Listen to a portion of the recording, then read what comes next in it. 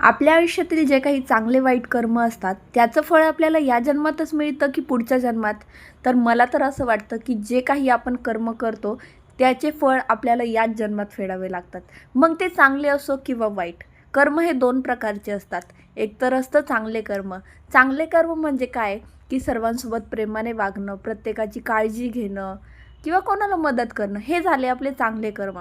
आणि त्याचं फळ पण आपल्याला चांगल्याच रूपात भेटतं, जसं की आपल्या आयुष्यात आनंद, शांती आणि समाधान मिळतं.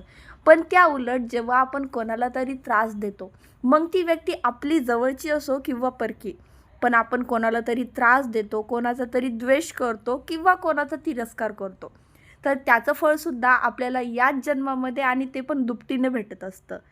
कारण कर्म ही अशी वस्तू आहे किंवा असा अनुभव आहे की जे तुम्ही देणार ना तर तेच तुम्हाला परत मिळणार. कर्म हे एक वर्तुळ आहे की तुम्ही जर त्यामध्ये जे टाकणार ना तेच तुम्हाला वापस मिळणार. पण कधी कधी काय होतं ना, आपल्या आयुष्यामध्ये जे आपण कर्म करतो ना आणि त्याचं फळ जेव्हा आपल्यावर भोगायची वेळ येते, तर त्याचा त्रास आपल्यासोबतच आपल्या जवळच्या व्यक्तींनाही होत असतो. मग यात त्या व्यक्तीचा काय दोष, की तुमच्या कर्माचं फळ जेव्हा तुम्ही भोगताय तेव्हा त्यांनाही त्रास होतोय. तुम्हाला असे कधी अनुभव आले आहेत का? आणि कर्म आणि कर्माचं भेटणारं फळ यावर तुम्हाला काय वाटतं, मला कॉमेंट्समध्ये नक्की सांगा.